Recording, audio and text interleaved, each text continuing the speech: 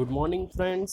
आज का जो हमारा लेक्चर है वो है 16th लेक्चर, राइट। आगे 15th लेक्चर हो गए, 15 लेक्चर्स जो भी हो गए उसका जो भी मटेरियल जो है वो मैंने व्हाट्सअप एंड गूगल क्लासरूम दोनों पे शेयर किया हुआ है। ओके, सारी लिंक्स जो है यूट्यूब की वो एक साथ मैंने सेंड कर ली है। ओके, तो अगर आपको रिवीजन करना है या कुछ भी है, ओके, तो आप इजीली वहाँ से कर सकते हो। डन। कंप्यूटर एडेड मैन्युफैक्चरिंग का ये जो है यूनिट 4 है। अब तक टोटल 3 यूनिट्स जो है वो कंप्लीट हो गए हैं। उसमें फर्स्ट जो था वो था इंट्रोडक्शन, सेकंड जो था वो था एफएमएस फ्लेक्सिबल मैन्युफैक्चरिंग सिस्टम, और उसके बाद जो था वो था ग्रुप टेक्नोलॉजी एंड सीएपीपी। सीएपीपी जो था वो पूरा लास्ट लेक्चर में हमने डिस्कस किया था कि सीएपीपी बेसिक होता क्या है। Okay, computer aided process planning. Okay, तो सी ए पी पी बेसिक है क्या, कैसे वर्क करता है, वो सारा कुछ हमने लास्ट लेक्चर में तो ऑलरेडी स्टडी कर लिया था। ओके, तो जो मोस्ट टाइम पे क्वेश्चन थे G T and C A P P में वो मैंने बता दिए थे। वो कौन से थे? Optics coding system, M I class system and C A P P, और उसमें भी रिट्राइवल सिस्टम वेरिएंट और retrieval type C A P P जो था वो मोस्ट टाइम पी था। ओके, और आज का जो लेक्चर जो है वो हमारे नेक्स्ट यूनिट पर है, वो है रोबोटिक्स। ओके, तो जो चैप्टर जो है रोबोटिक्स नाम क्यों है? ओके, बेसिक देखो, कंप्यूटर एडेड मैन्युफैक्चरिंग सब्जेक्ट जो है उसमें हम हर एक जगह पे कंप्यूटर का यूज़ करने वाला है। कहाँ पे? मैन्युफैक्चरिंग प्रोसेस में। ओके, अभी कंप्यूटर का यूज़ करके हम नेक्स्ट लेवल पर अभी क्या है, बेसिक पहले जो था वो सारा कुछ वर्क जो था वो पर्टिकुलर पर्सन कर रहा था, राइट। उसके साथ साथ अभी क्या हुआ, एक्यूरेंसी आपको चाहिए तो आपने लेथ मशीन फाइंड किए, उससे ज़्यादा एक्यूरेंसी चाहिए थी तो आपने क्या किया, सीएनसी फाइंड किया। बट अभी भी क्या होता है कि काफ़ी सारी जगह ऐसी है कि जहाँ पे पर्टिकुलर पर्सन जो है वो वर्क करने के लिए फिजिबल नहीं है। ओके, तो उस टाइप के वर्क के लिए हम रोबोट को क्रिएट करते हैं। कि जैसे आपको पता होगा कि भाई रोबोटिक्स जो है वो बहुत ही ब्रॉड फील्ड है, और हर एक जगह पे जैसे नेक्स्ट हर एक जगह पे जैसे आर्मी फोर्स की आप बात कर लो, इंडियन आर्मी में भी काफ़ी सारी जगह पे रोबोट यूज़ होते हैं। वैसे प्रोडक्शन सिस्टम में आप सोच लो, तो प्रोडक्शन सिस्टम जैसे कोई ऐसा हजार्डस एरिया है कि जहाँ पे कोई बंदा जा नहीं सकता है और वहाँ पे आपको वर्क करना है, तो रोबोट का यूज़ हो सकता है। वैसे ही आप बॉयलर्स ले लो, बॉयलर्स के अंदर काफ़ी सारी जगह पे अगर आपको वेल्डिंग करना है तो आप रोबोटिक वेल्डिंग मतलब वेल्डिंग के लिए रोबोट को यूज़ कर सकते हो, राइट। तो ऐसे काफ़ी सारे एरिया जो है कि जहाँ पे आपको पर्टिकुलर पर्सन की जगह आप रोबोट को यूज़ कर रहे हो। ओके, तो देखते हैं कि रोबोट जो है वो है क्या और कहाँ से वो शुरू हुआ था, और अभी जो है वो एक्चुअल रोबोटिक सिस्टम जो है वो कैसे वर्क कर रही है। ओके, ओके फ्रेंड्स, तो नेक्स्ट स्लाइड पर हम मूव करते हैं। रोबोट, तो फर्स्ट जो रोबोट था वो 1921 में यूएसए में फाइंड हुआ था, राइट, जिसको हम ऐसा बोल सकते हैं it is like human robot. Okay, तो रोबोट जो है उसका मीनिंग क्या है? The meaning of the robot as the device that perform the function ordinarily ascribed to human beings or operates with what appears to human intelligence। मतलब कहना क्या चाहते हैं बेसिक इसमें कि भाई रोबोट ऐसी कोई चीज़ है कि जो पर्टिकुलर वर्क जैसे हम कर रहे हैं, ऐसा कोई वर्क जो उसको दिया हुआ है वो परफॉर्म कर पाए, या operate with the human intelligence, मतलब हम जो मतलब अंदर जो भी सेट कर रहे हैं, जो भी वर्क करने के लिए उसको सेट कर रहे हैं वो प्रॉपर वर्क कर सके। देखो यहाँ पे आपको एक रोबोट दिख रहा है। ओके, ये जो रोबोट था वो फर्स्ट ह्यूमन रोबोट था कि जिसको पर्टिकुलर म्यूज़िक ऐसा बोल सकते हैं कि म्यूज़िक प्ले करने के लिए उसको क्रिएट किया हुआ था। डन, नेक्स्ट स्लाइड पर मूव करते हैं। रॉबर्ट फिजिकल कॉन्फ़िगरेशन, देखो ये मोस्ट आईएमपी क्वेश्चन है कि जिसमें रॉबर्ट कॉन्फ़िगरेशन जो है वो हम स्टडी करते हैं कि भाई okay, Cartesian coordinate configuration, polar coordinate configuration, cylindrical coordinate configuration and joint arm configuration. तो यहाँ पे देखो टोटल 4 कॉन्फ़िगरेशन है ओके। तो कोई भी रोबोट जो है वो पर्टिकुलर कॉन्फ़िगरेशन देख के ही हम सिलेक्ट करते हैं कि उसका वर्क एरिया जो है उसके हिसाब से उसकी कौन सी कॉन्फ़िगरेशन हमें रिक्वायरमेंट में है। तो उस हिसाब से हम इस 4 में से कोई भी एक रोबोट को सिलेक्ट करते हैं और उसके बेस पर उसको मैन्युफैक्चर करते हैं, राइट? और उसके बाद उसमें प्रोग्रामिंग करते हैं। देखो रोबोट जो चीज़ है वो basic mechanical and electronics and communication उन दोनों का कॉम्बिनेशन है। Okay.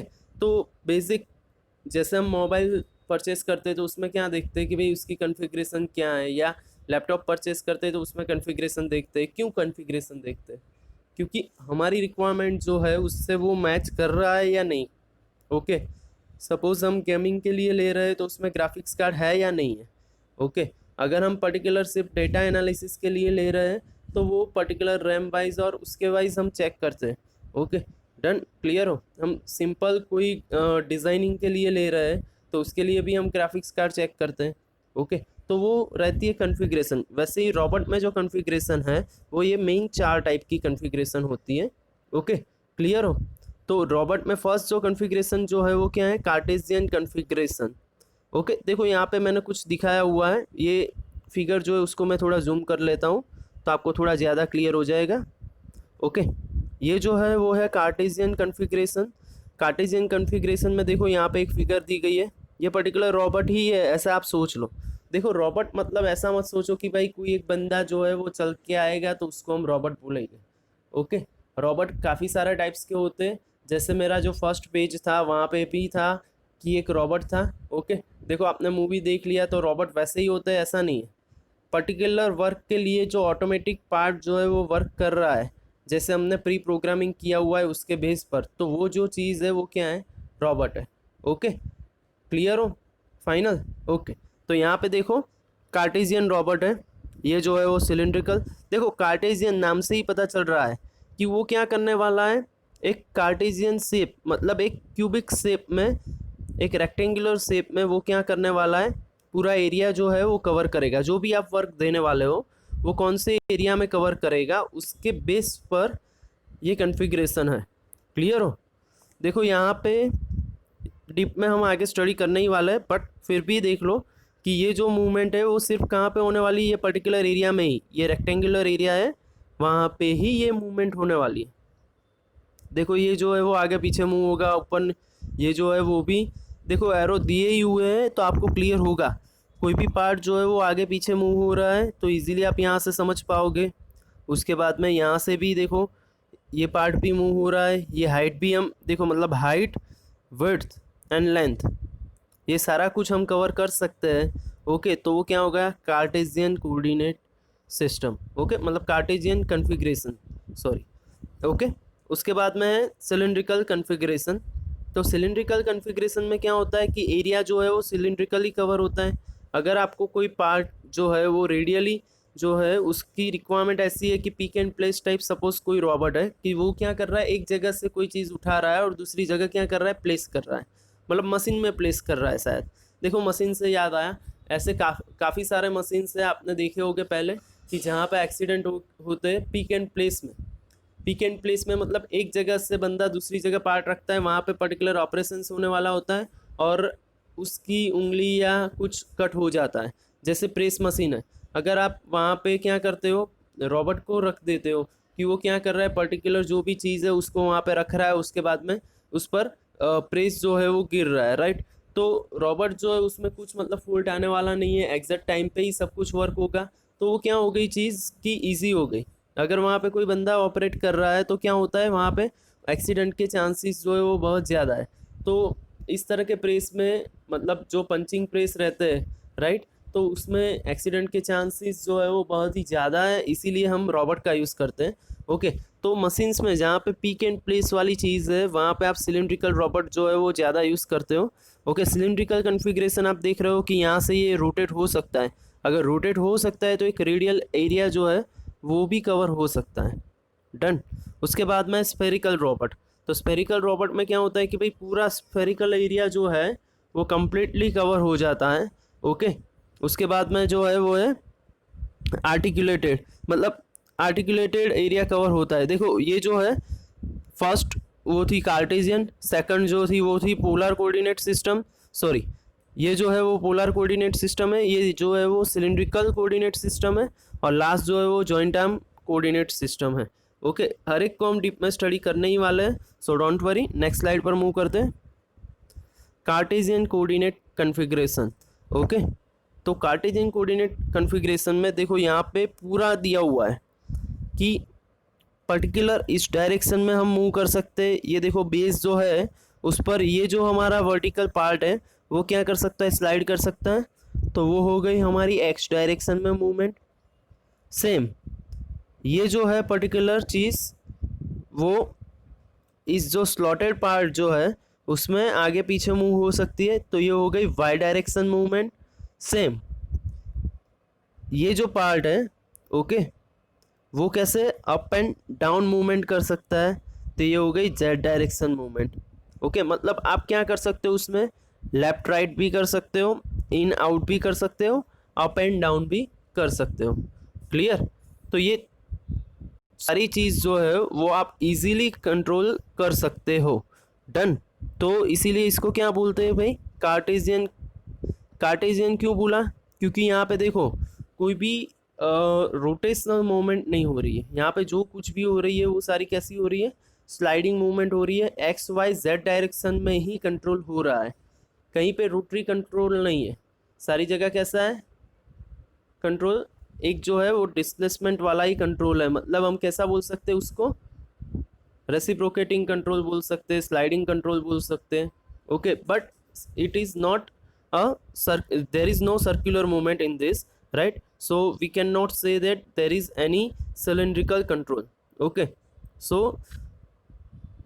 these axes known respectively as the three Cartesian axes x, y and z as shown in figure. A typical manipulator arm for a Cartesian coordinate robot. The work area, देखो work area जो है वो important चीज़ है, उसके base पर से ही configuration जो है वो सिलेक्ट होती है, राइट? तो ये जो है वो कैसा है, बिग बॉक्स शेप एरिया है। यहाँ पे देख लो जो मैंने आगे समझाया था कि एक बॉक्स जो है, रेक्टेंगुलर बॉक्स जो है, उस तरह का एरिया जो है वो हम कवर कर सकते हैं हाइट, लेंथ एंड विड्थ से। ओके, तो क्लियर हो यहाँ पे फाइनल। तो कार्टेशियन कोऑर्डिनेट देखो, हम वीडियो भी इसका देखेंगे तो आपको इजीली क्लियर होने वाला है। ओके, तो अभी थोड़ा बहुत समझ लो, नहीं क्लियर हो रहा है तो आगे मैं आपको इसका एक वीडियो जो है एनिमेशन वाला वो भी दिखाने वाला हूँ, तो आपको वो इजीली समझ में आ जाएगा। बट वो जो होगा वो नेक्स्ट लेक्चर में होगा। अभी जो है वो सिर्फ कॉन्फ़िगरेशन हम थोड़ी बहुत समझ लेते हैं तो आपको ईजी हो जाए। ओके, क्लियर हो यहाँ पे final? Okay good. Next slide पर मूव करते हैं। It is the polar coordinate system. देखो पोलर कोऑर्डिनेट सिस्टम जो है उसको हम सिलिंड्रिकल कन्फिग्रेशन भी बोल सकते हैं। ओके, पोलर कोऑर्डिनेट कन्फिग्रेशन जो है उसको हम सिलिंड्रिकल कन्फिग्रेशन भी बोल सकते हैं। ओके, अभी यहाँ पे देख लो, ये जो है एक रेसिप्रोकेटिंग मूवमेंट हो गई, आगे पीछे की जो मूवमेंट है, ये जो है वो भी रेसिप्रोकेटिंग मूवमेंट हो गई। देखो इसमें हम विड्थ कवर कर सकते हैं, ये जो है विड्थ उसको हम कवर कर सकते हैं आगे पीछे होके। इसमें क्या कवर हो जाता है, क्या कवर होता है, हाइट कवर होती है, राइट? हाइट जो है वो इजीली हम कवर कर सकते हैं इससे, जेड एक्सिस को मूव करके। ओके, अभी जो है ये पार्ट देखो, लास्ट जो था उसमें क्या था कि यहाँ पे एक नीचे जो पार्ट था उसमें ये पूरा जो ऊपर का जो है ये और ये मैकेनिज्म वो क्या कर रहा था, रेसिप्रोकेट हो सकता था। स्लोट जो प्रोवाइड किया हुआ था उसमें क्या हो सकता था, रेसिप्रोकेट हो सकता था। जबकि इसमें ये क्या होने वाला है, एक सर्कुलर मूवमेंट करने वाला है। डन, क्या करने वाला है, सर्कुलर मूवमेंट करने वाला है। ओके, तो देखो हाइट जो है वो भी अचीव हो गई है, हाइट अचीव हो गई है। ओके, मतलब ऊपर नीचे कहीं पे भी जा सकते हो। ओके, तो देखो ये मैंने हाइट ड्रॉ कर ली। ओके, क्लियर हो? विड्थ भी अचीव कर सकते हो, मतलब इसको जितना भी नज़दीक लाना हो आप ला सकते हो। ये दो जो मैंने लाइन ड्रॉ की है उसको जितना भी नज़दीक लाना हो ला सकते हो, मैक्सिमम ऐसा बोल सकते हैं हम यहाँ तक आ सकते हैं। Okay, done. और एक क्या कर सकते हो, रेडियली मूव हो सकते हो, मतलब इसको पूरा रोटेट कर सकते हो। ओके, तो ये हो गई हमारी रेडियल मूवमेंट। तो ये कैसी हो गई कन्फिग्रेशन, सिलिंड्रिकल कन्फिग्रेशन हो गई। देखो ये सिलेंडर छोटा भी हो सकता है, मतलब इसकी रेडियस अगर हमें कम करनी है तो कौन सी डायरेक्शन में हम कंट्रोल करेंगे, ये देखा आर जो है वो जो है अगर हम कम कर लेते हैं, रेडियस जो है उसकी हम कम कर लेते हैं तो छोटा सिलेंडर होगा। ओके, उसकी हाइट हमें कम करनी है तो जेड डायरेक्शन को थोड़ा छोटा कर देते हैं। ओके, तो वो मिल जाएगी। तो इस हिसाब से हम क्या, और हाँ ये जो है रेडियस जो है वो तो कंट्रोल हो ही गई है, बट इसको सर्कुलर मूव करवाने के लिए ये एंगल को अगर हमें कंट्रोल करना है कि भाई यहाँ से लेके 20 डिग्री पर हमें कोई एक पार्ट जो है वो प्लेस करना है, तो वो हम इजीली कर सकते हैं उसको रोटेट करके। डन। तो ये हो गई सिलेंड्रिकल कन्फिग्रेशन सिस्टम। तो उसका जो नाम है वो कैसे क्या है, पोलर कोऑर्डिनेट कन्फिग्रेशन। तो देखो याद रखना है आपको, कार्टेशियन में आपको क्या मिलेगा, रेक्टेंगुलर बॉक्स। पोलर में क्या मिलेगा आपको, सिलेंड्रिकल एरिया। ओके, तो एरिया कौन सा कवर कर रहा है वो भी याद रखना है। In this type of Robert there is a rotary motion. देखो यहाँ पे है रोटरी मोशन, वहाँ पे क्या था, स्लाइडिंग या रेसिप्रोकेटिंग मोशन हम बोल सकते हैं, right. At the base follow by the two linear motion. देखो दो लीनियर मोशन है और एक कैसी है, रोटरी मोशन है। अगर इस तरह की मोशन है तभी आप क्या कर सकते हो, सिलेंड्रिकल एरिया जो है वो कवर कर सकते हो। तो जब भी पोलर कोऑर्डिनेट सिस्टम की बात होती है, देखो वहाँ पे 3 लीनियर मोशंस थी, राइट। यहाँ पे क्या है, एक रोटरी मोशन है और 2 लीनियर मोशंस है। अगर तीनों की तीनों लीनियर है तो कार्टेशियन, एक रोटरी और 2 लीनियर तो क्या हो जाएगी, पोलर कोऑर्डिनेट सिस्टम। क्लियर हो। Okay, the axis for the cylindrical coordinates are theta, मतलब सिलिंड्रिकल जो है कोऑर्डिनेट्स उसको जो भी कवर करना है तो वो कैसे कर सकते हैं हम, थीटा से। The base rotational axis are and in and out axis. देखो यहाँ पे क्या बोल रहा है बेसिक, वो मैं आपको समझा दूँ कि थीटा से आप क्या कर सकते हो, सिलिंड्रिकल एरिया कंट्रोल कर सकते हो। रोटेशनल रेडियस जो है वो आर से कवर हो जाती है, मतलब, और इन एंड आउट जो है वो क्या हो जाता है, आर से कवर हो जाता है। ये इन एंड आउट जो है, ये इन आउट हम जो कर रहे हैं वो कैसे कवर होता है, आर से। उसके बेस से हमारी क्या हो जाती है, रेडियस कवर हो जाती है। एंगल को कवर करने के लिए क्या है, ये जो थीटा है उसको हम कवर करते हैं। ओके, और अप एंड डाउन के लिए, अप डाउन जो है उसके लिए क्या करते हैं हम, जेड एक्सिस। ओके, तो उसके लिए जो वर्क एरिया जो कवर हुआ वो क्या है, सिलेंड्रिकल वर्क एरिया है, कि जिसमें हम हाइट, रेडियस सब कुछ वरी कर सकते हैं, बट उसका सेंटर जो है वो हर टाइम कैसा रहने वाला है, सेम रहने वाला है। क्लियर हो। डन। तो ये हो गई पोलर कोऑर्डिनेट कन्फिग्रेशन। ओके, देखो आज के लेक्चर में हमने क्या स्टडी किया, एक बार देख लेते हैं। बेसिक रोबोट क्या होता है, उसका मीनिंग। ओके, रोबोट का मीनिंग देखो, ये एक रोबोट ही है। कौन सा रोबोट है हम लास्ट में देखेंगे कि भाई ये जो हमने स्टार्टिंग पेज में ये जो रोबोट दिया हुआ है वो कौन से टाइप का रोबोट है वो हम देखेंगे। ओके, और उसकी बेसिक कॉन्फ़िगरेशन क्या होती है। ओके, कॉन्फ़िगरेशन पहले क्यों स्टडी करनी है कि कोई भी चीज़ परचेस करने के लिए पहले उसकी कॉन्फ़िगरेशन कैसे होती है, क्या क्या हो सकती है, उसको स्टडी करना ज़रूरी है। ओके, मतलब कहीं पे भी आप रोबोट सिलेक्ट कर रहे हो तो उसकी कॉन्फ़िगरेशन पता होनी चाहिए। तो वो कौन सी थी, टोटल 4 कॉन्फ़िगरेशन थी, Cartesian, polar, cylindrical and joint arm configuration. उसके बाद जो था वो मैंने समझाया कि भाई कार्टेशियन कोऑर्डिनेट कॉन्फ़िगरेशन क्या है। ओके, क्या है कि भाई उसमें तीनों की तीनों कैसी रहती है, लीनियर मोशन रहती है, उसमें हम in out, left right and up down motion जो है वो इजीली कंट्रोल कर सकते हैं। उसके बाद में जो था उसका जो वर्किंग एरिया वो कैसा है, बॉक्स रेक्टेंगुलर शेप, राइट। तो याद रहेगा फाइनल। Okay good. उसके बाद में जो था वो क्या था, पोलर कोऑर्डिनेट सिस्टम। तो पोलर कोऑर्डिनेट सिस्टम में क्या होता है वो भी मैंने आपको समझाया कि भाई क्या होता है, एक जो है वो रोटरी मोशन होती है और 3 जो है वो लीनियर मोशंस होती है। डन। क्लियर हो। इसका जो वर्किंग एरिया वो क्या होता है, सिलिंड्रिकल एरिया होता है। डन। सिलिंड्रिकल एरिया, उसमें हम हाइट भी अचीव कर सकते हैं, रेडियस जो चाहिए वो भी अचीव कर सकते हैं। ओके, और एंगल जो है वो भी अचीव कर सकते हैं। डन। ओके, तो आज का जो लेक्चर था उसमें हमने 2 कॉन्फ़िगरेशन स्टडी कर लिए। नेक्स्ट जो लेक्चर है उसमें हम बेसिक आगे की जो 2 कॉन्फ़िगरेशन है वो भी स्टडी करेंगे और एक वीडियो भी देखेंगे, तो आपको इजीली कंप्लीट हो जाएगा कि भाई कॉन्फ़िगरेशन बेसिक चीज़ क्या होती है और उसका एक्चुअल एप्लीकेशन जो है वो कहाँ पे है। तो एप्लीकेशन अगर आपको पता रहती है तो आप इजीली क्या कर सकते हो, उस पर वर्क कर सकते हो कि भाई हाँ, ये रोबोट जो है वो किसके लिए यूज़ हो रहा है, और इन फ्यूचर कहीं पे भी आप इंडस्ट्री में जा रहे हो वहाँ पे ऑटोमेशन करना है। देखो ऑटोमेशन तो हर एक जगह होने ही वाला है, बराबर है। तो आप ये दिमाग में बिठा लो कि आप कहीं पे भी जाओगे तो एडवांसमेंट जो आएगा वो कैसा आएगा कि ऑटोमेशन पे ही आएगा। तो अगर आपके पास इस तरह की कुछ बेसिक डेटा बेसिक नॉलेज है तो ही आप वर्क कर पाओगे वहाँ पे। Okay, so thank you very much to watch the video. Thank you.